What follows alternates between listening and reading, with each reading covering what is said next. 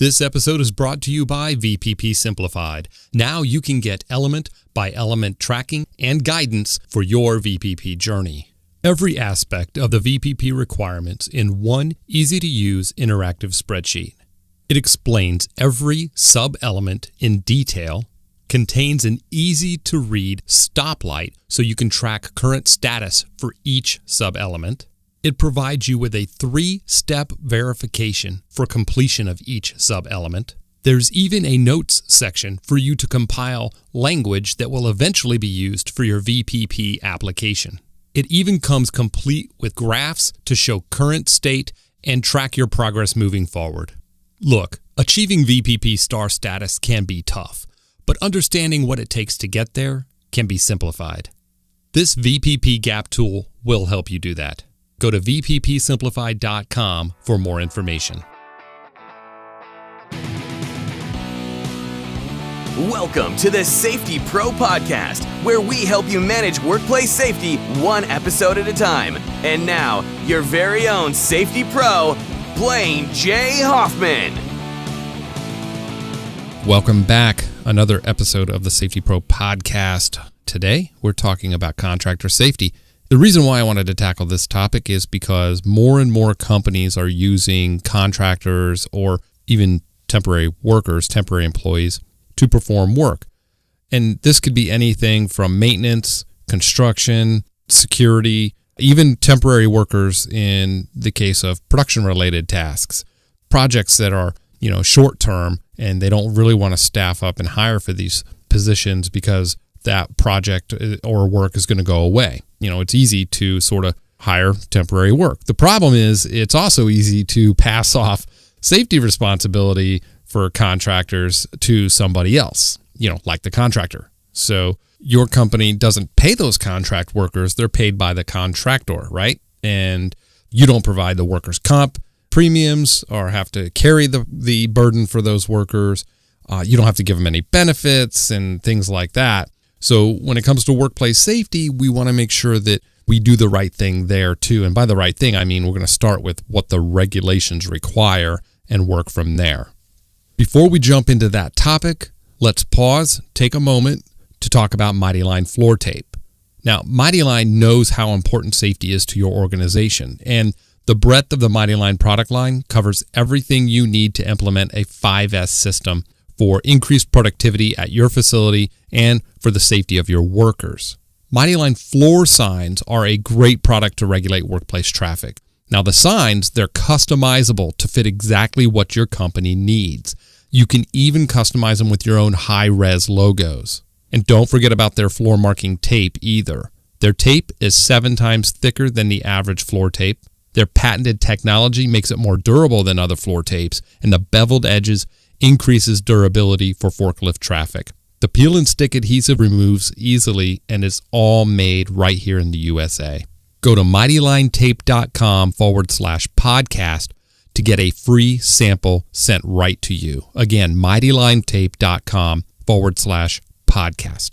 All right, so let's get back to contractor safety. Keep in mind, this applies to all companies that would use contractors to perform, a service that may or may not include construction work. So we're going to use the word contractor as a generic term, right? So let's define that. You have basically two categories. You have a contractor, which in the traditional sense of the term, that is somebody you hire, a business or a person to construct a building, to do some renovation, to do, some repairs, things like that, and they go away.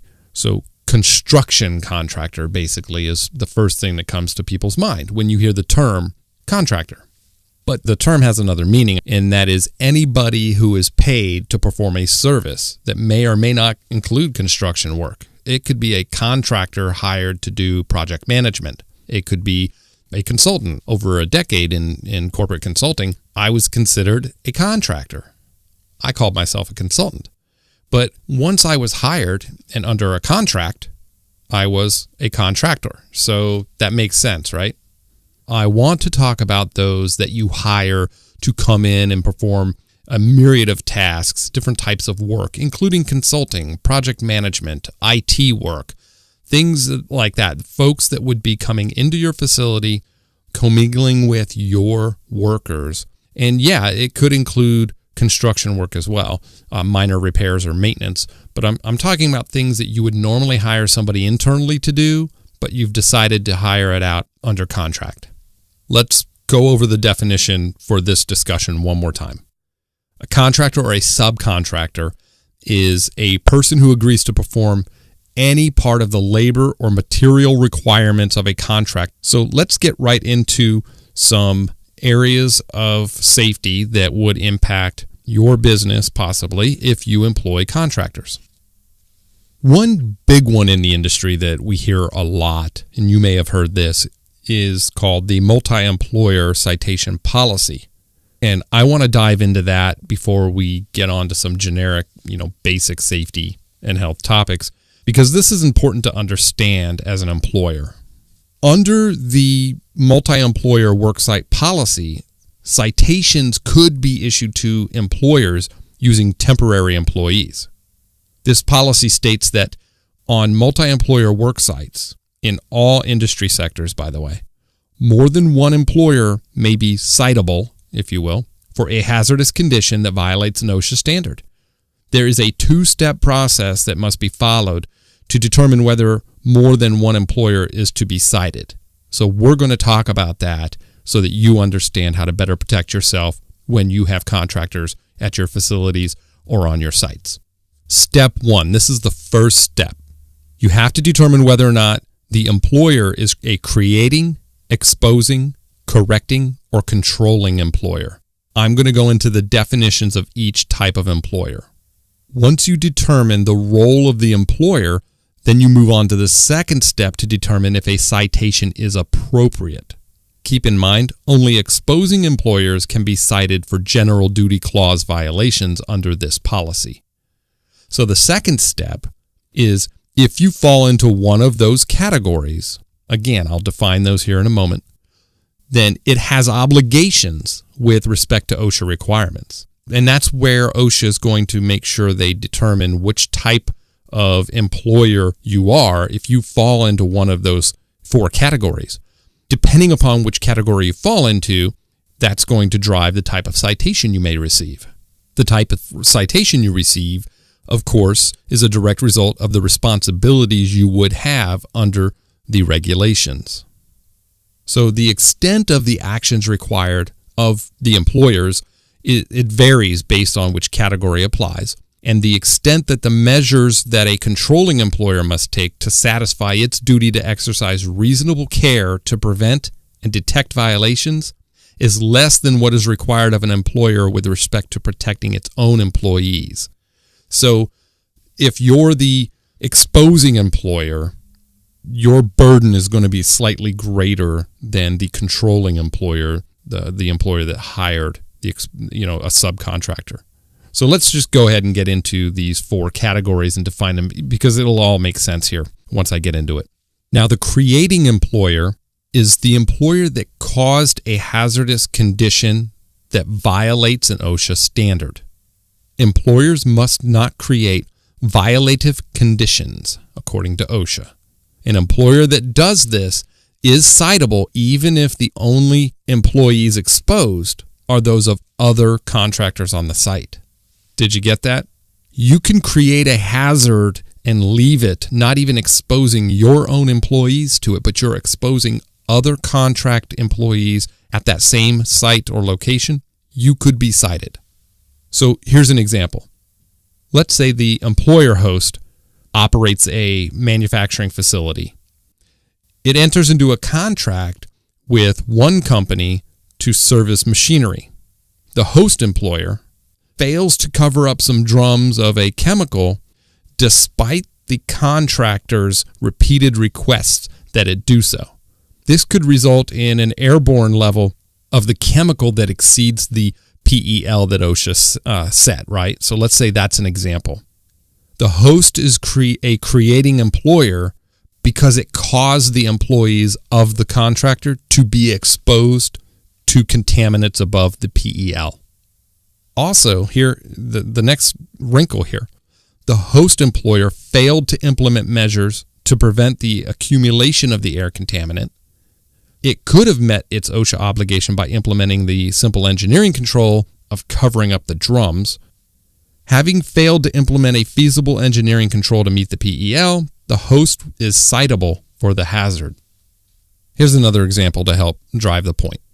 Let's say an employer, they're hoisting materials onto a floor, and they damage the perimeter guardrails. Neither its own employees nor employees of other companies are exposed to the hazard.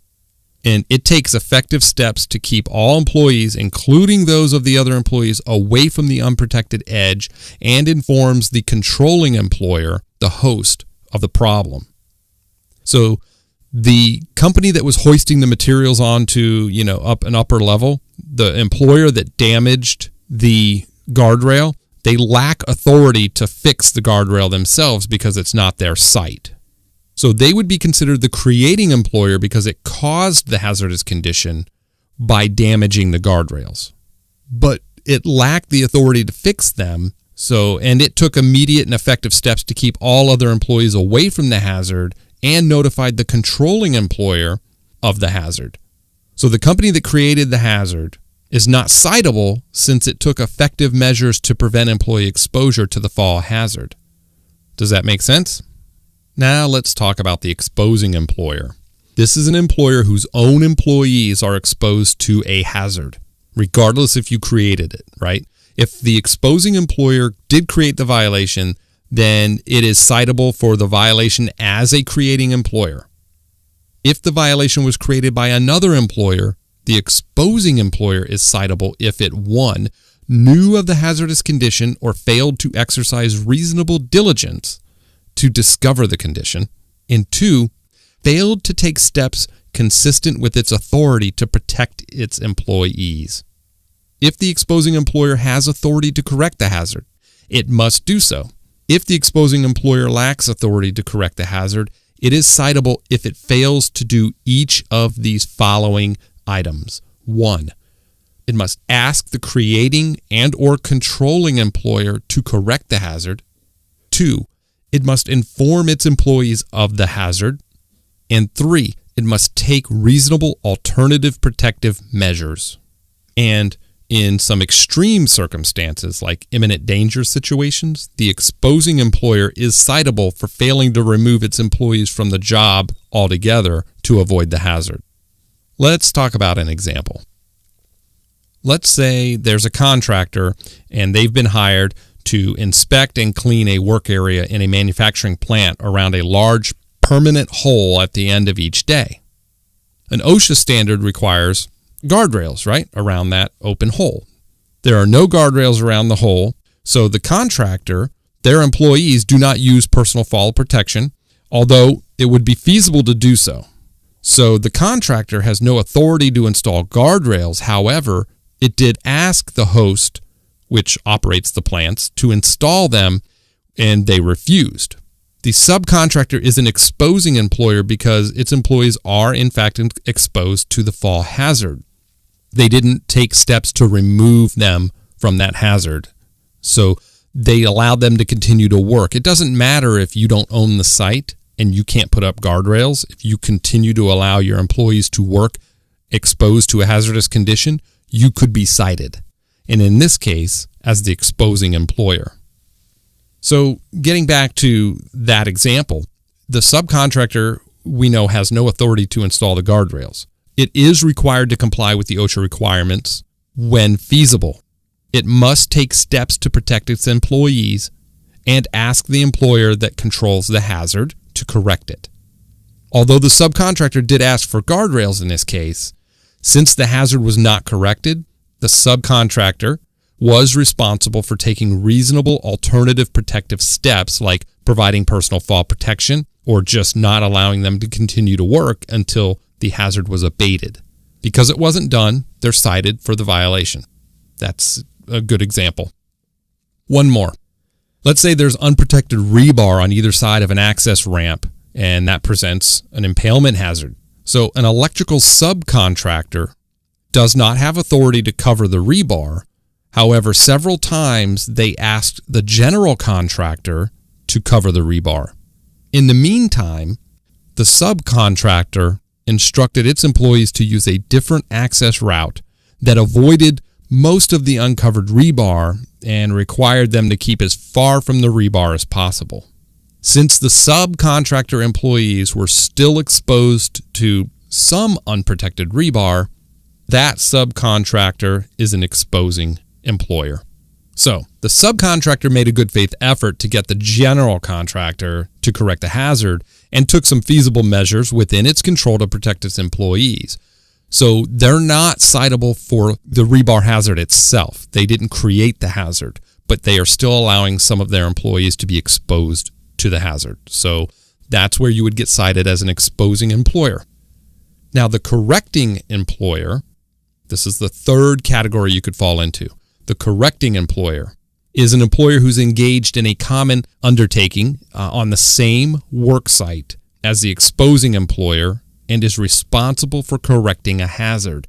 This usually occurs where an employer is given the responsibility for installing and or maintaining particular safety and health equipment or devices. And the correcting employer must exercise reasonable care in preventing and discovering violations and meet its obligation of correcting the hazard. Let's get into an example of a correcting employer. Let's say a carpentry contractor is hired to erect and maintain guardrails throughout a large 15-story project, and work is proceeding on all of the floors with multiple contractors. The carpentry contractor, they inspect all floors in the morning and then again in the afternoon each day. It also inspects areas where materials delivered to the perimeter once the material vendor is finished delivering material to that area. You know, sometimes you got to remove a section of guardrail, get materials up to a deck or a floor, and then put the guardrail back in place. So they would inspect after that activity is done as well. Other subcontractors are required to report damaged or missing guardrails to the general contractor, who then forwards those to the carpentry contractor. They then repair damaged guardrails immediately after finding them and immediately after they're reported.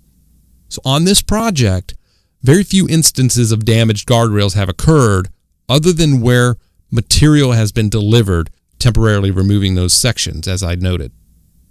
Shortly after the afternoon inspection on the 6th floor, workers moving equipment accidentally damage a guardrail in one area. No one tells the carpentry contractor of the damage, and they have not seen it yet. An OSHA inspection occurs at the beginning of the day prior to the morning inspection of the 6th floor. None of the carpentry's contractors' own employees are exposed to the hazard, but other employees are exposed. So the carpentry contractor is the correcting employer since it is responsible by contract for erecting and maintaining fall protection equipment. The steps they implemented to discover and correct the damaged guardrails, they were reasonable in light of the amount of activity and the size of the project. It exercised reasonable care in preventing and discovering violations, and in this example would not be citable for the damaged guardrail since it could not reasonably have known of the violation. So this is where we start to get into some gray areas. It's really going to depend on the compliance officer and the size and scope of the work to determine whether or not it was reasonable for them to have known about the hazard prior to OSHA discovering it, and whether or not they had adequate time to respond and correct it. But the correcting employer in this case, this is where we get into contract language and the scope of contracts, the scope of work, to determine what in fact they're responsible for maintaining throughout the job. The controlling employer, the fourth category you could fall into under this multi-employer citation policy, is the controlling employer, an employer who has the general supervisory authority over the work that's being done. And this includes the power to correct safety and health violations itself or require others to correct them. Control can be established by either contract or, in the absence of explicit contractual provisions, by the exercise of control in practice. So descriptions and examples of different kinds of controlling employers I'm going to get into here in a minute, but a controlling employer must exercise reasonable care to prevent and detect violations on the site, whether it's construction or general industry. The extent of the measures that a controlling employer must implement to satisfy this duty of reasonable care is less than what is required of an employer with respect to protecting its own employees. This means that the controlling employer is not normally required to inspect for hazards as frequently or to have the same level of knowledge of the applicable standards or of trade expertise as the employer it has hired. That is key. Let's say a manufacturing plant has a large boiler. They don't have certified folks that they hired and employ to work on these, but they have to hire a contractor to come in. They don't allow their employees to get inside the boiler to do repairs or certifications or anything. They don't mess with it, but they hire a contractor to come in and do it. They're supposed to be the experts. And let's say there's a confined space violation. The host employer has it adequately marked, has communicated the hazards to the contract employees when they arrived, but they're now on the hook, if you will, these contractors, because they're the experts in boilers and confined spaces and all of that good stuff. The host employer or controlling employer, they have less knowledge of that or expertise of that area of work. So that's why the burden could slightly be less on a controlling employer to inspect and correct those hazards. However, there are some gray areas here as well. Factors that affect how frequently and closely a controlling employer has to inspect to meet its standard of reasonable care include the following. 1, the scale of the project, the size and scope. Another one, the nature and the pace of the work, including the frequency with which the number or types of hazards change as the work moves along. Another one, how much the controlling employer knows both about the safety history and the safety practices of the employer it controls and about that employer's level of expertise. Another item to consider, more frequent inspections are normally needed if the controlling employer knows that the other employer has a history of non-compliance, and this can change during the course of the work too. Greater inspection frequency may also be needed as a result of that. So if you've got a contractor coming out to do some work, and after the first 4 or 5 days you notice that none of them are wearing their safety glasses and you have to get on them a couple of times, you're going to have to increase the frequency in which you check in or drop in on them as the controlling employer. So again, greater inspection frequency may be needed, especially at the beginning of the project if the controlling employer had never before worked with this employer and doesn't know its compliance history. So you're going to need to increase the frequency of oversight at the beginning of the project if you know nothing about this contractor. You've never worked with them before. Less frequent inspections may be appropriate where the controlling employer sees strong indications that the other employer has implemented effective safety and health efforts.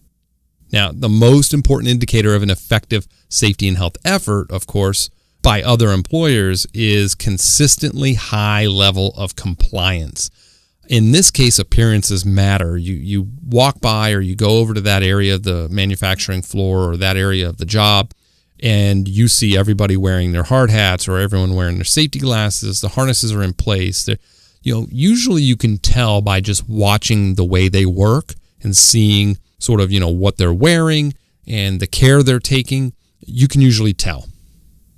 So other indicators include the use of an effective or graduated system of enforcement for non-compliance with safety and health requirements, coupled with regular job site safety meetings and safety training or refresher training. So you could give them like a verbal warning. You could write them up. I've been on sites where they penalize you. It's in the contract, so you kind of agreed to it, but they'll issue a ticket, if you will, where you've got to pay by the end of the week. The company does, $150, and it goes to a local charity, stuff like that. I know many of us have seen job sites that are like that. In manufacturing, it's usually zero tolerance. Hey, you violate our fall protection, electrical lockout, tagout, or confined space entry. You're out. You're done. You're going to go, and we're going to get another contractor in here. So when evaluating whether a controlling employer has exercised reasonable care in preventing and discovering violations.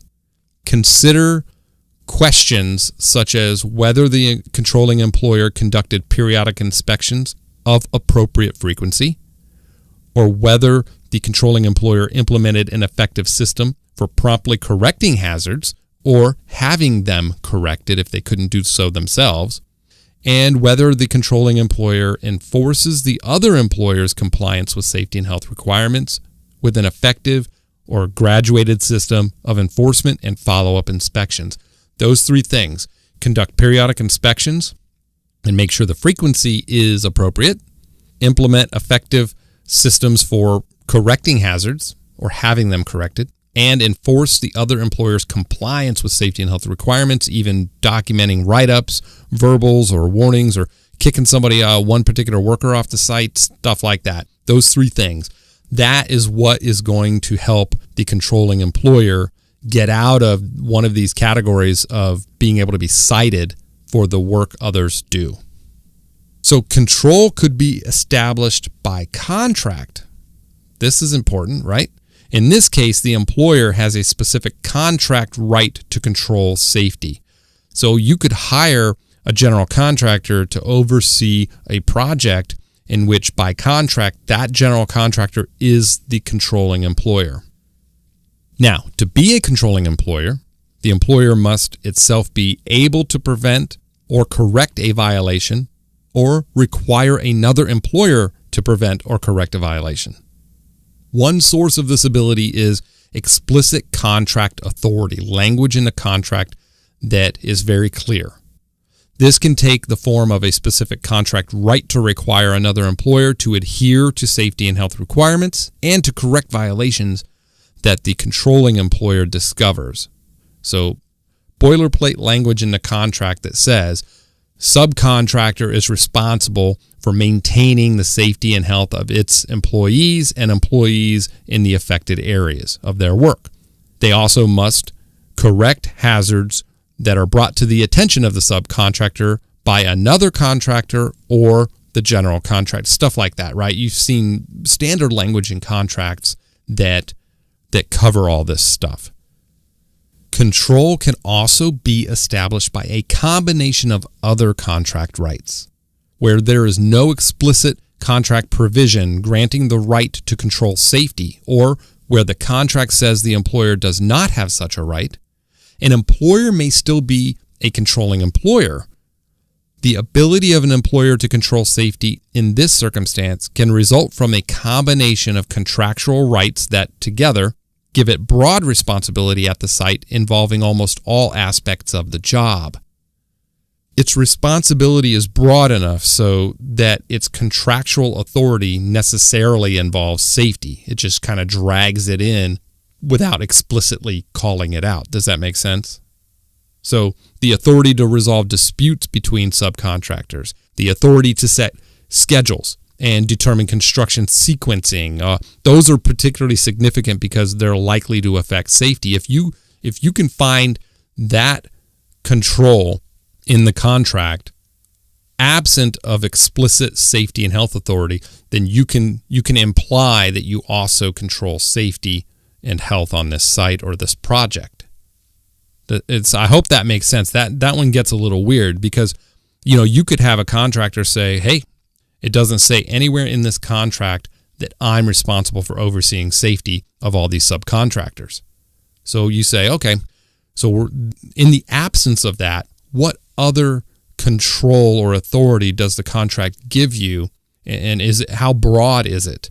So basically, if you can hold subcontractors to a production schedule, you can penalize them for not meeting milestones. You have to inspect the quality of their work and force them to correct it if it doesn't meet some standard. All that stuff there would imply that you also have authority over the safety and health of those employers. So you would be a controlling employer. Finally, this is another one. A creating, correcting, or controlling employer will often also be an exposing employer. Consider whether the employer is an exposing employer before evaluating its status with respect to these other roles. But, Exposing, creating, and controlling employers can be correcting employers as well if they are authorized to correct the hazard. So you can get into multiple roles. So you could have created the hazard. You're also responsible for correcting it. You could be a controlling employer. You could also be exposing. All of those could be exposing employers and could all be cited. So again, the exposing, creating, or controlling employer could also be the correcting employer. Let's say you're a subcontractor. You created a hole, and by contract, you're supposed to follow all applicable safety and health standards. You create this hole. You're supposed to fill the hole back in or cover it up. So you created it. You're also, by contract, the correcting employer. So that's an example. You created it. You could also be exposing your employees to it. But by contract, you're the correcting employer as well. So you can get into multiple roles, multiple ways you can get cited on a multi-employer worksite. Let's talk about, in general, bringing contractors or temporary employees onto your job site or into your facilities. Because contractors often perform, specialized or even potentially hazardous tasks like confined space entries and, non-routine repair activities, live electrical work, or, something working at heights, any one of those things. Some safety procedures that contractors need to address with their employees before they go into the job include assuring that employees are trained in the work practices necessary to perform the job safely, including potential fire, explosion, or toxic release hazards. So you're going to want to request training documentation from these contractors before you bring them into your facility. And if you listen to, the OSHA outreach training episode that I did there, don't let a contractor produce an OSHA 10-hour or 30-hour card and say, yeah, we've had confined space, fall protection, and electrical safety. We sat through a 10-hour or we sat through a 30-hour. Those are voluntary outreach training programs and are not allowed to be used to satisfy other required training under the OSHA standard. You also have to assure that contractor employees know the applicable provisions of emergency action plans at your facility. You have to communicate that to the contractor. Get documented training. I can't stress this enough. If you do an orientation of your facility or your job site, document it. Make sure that you document that you've communicated emergency exits, emergency procedures, how to notify local authorities or sound the alarm if there's an emergency, all of those things. Document that this took place.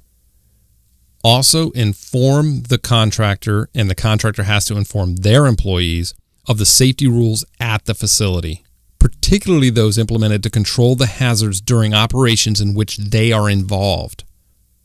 A good example of this is if you have a very specific lockout tagout procedure that you expect them to follow, you have to communicate and train them on it. Or you would have to turn around and train your employees that could be interacting with them if their lockout tagout procedures are different. They could be different and still meet the standard, but are different. The locks and tags look different, things like that. You have to go over that with your employees, or you have to go over your expectations with the contractor. They have to make sure they cover it with their employees. Also, you want to consider that, if you require all contractors and subcontractors to abide by the same rules, you have to cover that. Contractors have to provide current workers' compensation insurance certificates and general liability coverage as well. So, they're going to be expected to produce that. Also, contractors have to ensure that their employees comply with all applicable local, state, and federal safety requirements. You got that boilerplate language that you find in all contracts, right? As well as with any safety rules and regulations set by the company at which the work is being performed. They may go above and beyond minimum OSHA requirements. We run into this all the time. If you're a VPP company and you go above and beyond in many regards with confined space or fire protection, with a fire watch, stuff like that, they're used to minimum requirements. They're going to come in and be performing differently than what your employees are used to. It creates it's like oil and water, right? It creates this disruption in the facility. And I've dealt with this all the time, that, the host employees are coming to EHS or management saying, hey, look at this guy over here doing this job. They could be in compliance with minimum OSHA regs, but because the site has set standards much higher. Their employees are used to those higher standards. When they see somebody not doing work up to those standards, it causes problems. So make sure you communicate the site rules that are expected to be followed. Also, it's always a good idea, contractors, I'm talking to you, okay? Discuss multi-employer roles and responsibilities regarding safety requirements with your foreman, with your supervisors, and with your employees. Make sure they understand, hey guys, safety is customer service. The way we do this job, like quality and ahead of schedule and under budget and all that good stuff, safety is customer service. It's protecting you, but it's protecting our customer. We're not going to expose our customers' employees to a hazard we create. We certainly aren't going to leave one behind. So it's a good idea. Customer service is a big deal, right? Safety is customer service. So make sure you address it from that angle. You'll probably get a lot more buy-in that way.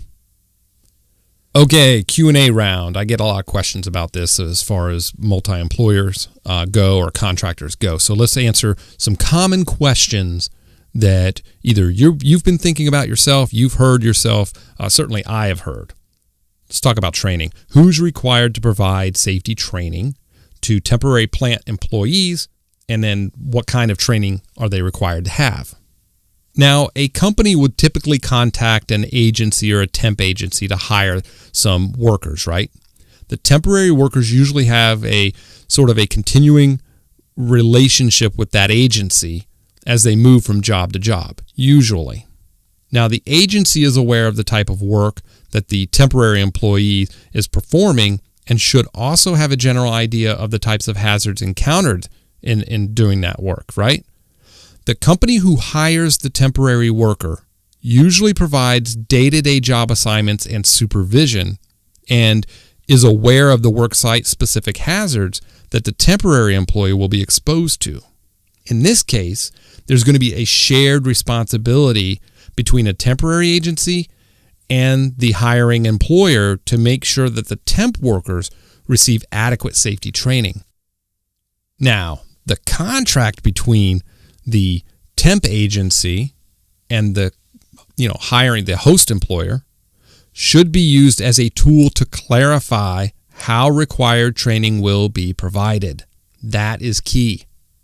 Any agency-supplied training, temp agency-supplied training, should be evaluated by the client, the hiring contractor, right? The host employer, to make sure that it's appropriate. That's one thing that's usually missing, by the way. Now, just a word of caution. I'm not an attorney. You should always speak to an attorney. However, from past experience, I know this to be the case, and I would continue to follow this even now. I would not, quote unquote, approve the training that the temp agency provided. I would simply object to the training as maybe it was inadequate, or I would request more training be added, or I would accept it as adequate. So that's the thing. You don't want to get into whether or not you're rubber stamping or certifying training they'd received. However, you should reserve the right to object to training that wasn't adequate and suggest that they add this topic or that topic based on your site conditions, or agree to do an add-on training or site-specific training after their initial training through the temp agency. You bring them on board and do an orientation, which is always a good idea. So yeah, in that regard, the temporary agency would take responsibility for providing, the basic safety training to the extent that it can, right, without knowing the site-specific hazards. And then the site would take on the site-specific hazards and do an orientation, where all the exits are, where the clinic is, where the first responders are, and, all that good stuff. The client or hiring company, right, the manufacturing facility that's hiring the temp workers, should have a clear idea of the jobs that it will be, that will be assigned to the temporary workers, and identify all the hazards involved with them. So those hazards, right, those hazards will indicate the need for training. So there's your training needs assessment. So whenever I get a question of what kind of training should I be providing for these temp workers, the first question out of my mouth is, what are they going to be doing? Where are they going to be working? what tools and equipment, machinery, what environment, what chemicals. You just go down that path and you're going to understand what type of training that you're going to need to cover with them. So yeah, the hazards will indicate the need for training. It's also going to tell you if you're going to need to do any monitoring or if it's going to trigger any medical surveillance like hearing, lead, stuff like that. So, HazCom, emergency evacuation, lockout, tagout, PPE, maybe hearing protection. Maybe you get into process safety management if you're in a chemical or, petrochemical or even a chemical facility. You're going to get into some PSM stuff. That's going to drive a lot of training you're going to have set up, right? Portable fire extinguishers might be something you have to cover. And there may be situations where a short-term job will require specialized safety training that goes well beyond that of the temp agency of what they would normally provide. So here's an example, like repairing the inside of a process tank, where the worker would need training and special training and equipment for confined space entry, respiratory protection, a physical pulmonary function test, covering lockout, tagout, welding safety and fire prevention, all that good stuff. In that case, the host employer, the hiring company would need to either get with the temp agency if that's going to be ongoing type of work and set something up, or they would have to train that temp worker themselves to be able to do that job safely. Another good question is, I get contractor safety. I understand sort of the contract and what we do and what the temp agency does or the contractor does, but how can we improve contractor safety at my site? Well, one, good communication. Always, treating your contract employees like your own. Okay, that as far as communication, touching base with them, going out to the shop floor, around the project site, and talking with them and checking up on them and seeing how they're doing. Good communication and visibility is key. The effectiveness of a subcontractor or a contractor safety program, that depends upon, obviously the active support and involvement of all employees of every contractor at the site. And as the host employer, you're ultimately responsible for the safety and health of the contractors that are working at your site, at least looking after them and making sure you point things out to the correcting employer, for example, if that's not you. But you're the controlling employer, you're the host employer. So hands-on, high visibility, good communication is the first thing I would recommend. Also, before any contract work begins, designate a representative to coordinate and communicate safety and health issues with the contractor. So pick somebody on your team that will be the point person for that contractor. Advise the contractor that the facility safety and health policies have to be followed. Provide the contractor with a copy of your safety plan. Also, it's always a good idea, inform the contractor of any emergency signals and procedures. What does the alarm sound like? What to do when they hear that alarm? That includes telephone numbers of the nearest hospital, ambulance service, or fire department, things of that nature. If they're an out-of-state, and this happens a lot, you're in Nebraska and you hire a company to work on your robot in your plant, and that contract employee is from Oklahoma. They're not going to be familiar with the local area. They're not going to know where the local urgent care is or emergency room, things like that. So it's always a good idea to provide sort of an overview of the geography where they're going to be working. You can also thoroughly communicate any safety and health hazards with the contractor's designated rep, especially HazCom issues and hazards that aren't obvious. It's the contractor's responsibility to convey this information to their employees. Make sure that you're communicating with them up front. Another big one that gets missed. Do a pre-startup meeting or a walkthrough with the contractor's rep, right? And maybe their supervisor from the areas of the plant involved in the contractor's work. So go take them, here's where you're going to park. Every day when you come in, you're going to park here. You're going to come through this gate. You're going to come through this door. And when you unload your trucks, it's going to be at this dock, and you're going to use a forklift, or you're going to use your job box and push it through this aisle into your work area. Do the dry run ahead of time it really helps the subcontractor get this mental picture of how the work is going to unfold day to day, especially in different stages when you're going to bring different types of equipment on the job, especially if more building materials are going to be brought on in different phases, or in the case of demolition, how we're going to remove stuff out, where the roll-off is going to be located, stuff like that. Do a walkthrough, a dry run, so they have an idea of what to expect when they get there. Review all contract requirements related to safety and health with the contractor's designated rep. This includes, but is not necessarily limited to, rules, procedures, PPE, any special work permits that your site requires. I've been on sites, they require a ladder permit. I was on a site once, they had some contractors doing stuff on the roof. They required a roof permit. And yeah, it's exactly what it sounds like. Just like a confined space permit. They wanted to know who was going up on the roof, write their names down, how long the work was going to take place or expected to take place, what equipment you're taking up with you, where are you going to place the ladder, all that good stuff they wanted to know. And then when you came down, you had to terminate that permit, indicating that you've removed all the items from the roof in the work area. All the employees have come down, and then boom, you're done. You're off the roof. So you have to communicate with them some of this stuff. Review the preparation of the worksite before the contractor begins initial work. You're going to want to go and do a walkthrough before they show up to make sure you document the condition of any facilities, walls, beams, floors, equipment that's near in the area they're going to be working. Because if there's any damage that occurs after that, you want to make sure you had that prior check, photograph, or video.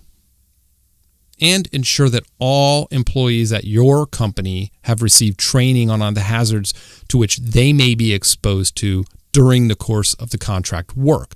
Dust, some smells or odors, like explain they're going to be doing some painting, but it's water-based paint, low VOC, it's not lead-based, but you may smell this, so don't be alarmed. Or they're going to be cutting, they're going to be using a torch or some cutting tools, and you may smell something that you're not used to smelling. So always make sure you communicate to your internal employees the nature of the work that the contractors are going to engage in. Look, tying it all together is just about that. It's about communication. Setting expectations up front with a temp agency, here's what we expect the workers to do. With the temp workers, here's what we expect you to do. With your employees, here's what we expect you to do with regards to the contract workers. Here are our site policies. Here are our rules. What rules do you have? What requests do you have of us as the host employer? And make sure you're open and communicate all that ahead of time up front. And together, you guys can all improve safety. The host employer, controlling employer, and the other categories of employers under this multi-employer worksite citation policy OSHA has, together, communicating together and collaborating together, that's how you're going to manage all of this. And you're not going to find yourself in a position of trying to point a finger of saying, hey, well, we're just a subcontractor. That's, that pit was there before us. And then the controlling employer saying, yeah, but, we pointed that out to you when you got here, and that's why you're here. We hired you to help renovate and then cover that pit up. You don't get into this battle when you're upfront, open about everything, and you do the work ahead of time before the work begins. You kind of go through those processes. So, hey, look, I wanted to cover this topic. It's a big deal. A lot of folks ask me still to this day, how to deal with contractors when they come onto their sites, and it can be tough. But remember those 4 categories, and whether or not you fit into any of those 4 categories, whether or not your subcontractor fits into any of those 4 categories of employers, and what's your contract look like? Do we have strong language in the contract? Some of it's negotiable, but make sure you understand that. Make sure when you send an engineer to oversee the work, or you send a safety rep out to do an inspection, make sure they understand which contractor is responsible for correcting things and which aren't. Make sure that they're equipped with this knowledge as well when they go out and oversee some of this work. That's where I'm going to leave it. I would like to hear your feedback. I want to see your emails. If you have any comments on this, please shoot them over to me. The email link is in the show notes. Also, don't forget, go ahead and visit mightylinetape.com/podcast. Get a free sample of Mighty Line floor tape. It's pretty good stuff, folks. I'm telling you.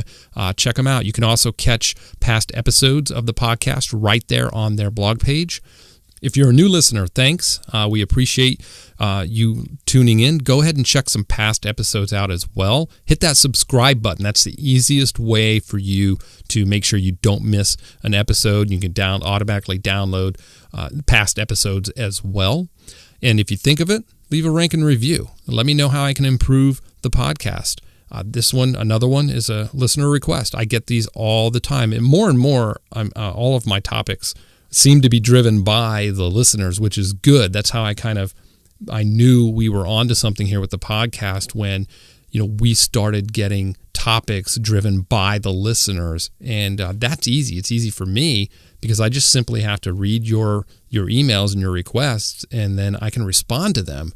And it's sort of like just two-way communication, right? So keep those emails coming. Let us know what we can do to improve the podcast, and stay tuned for the next episode. But of course, like always, until then, be safe.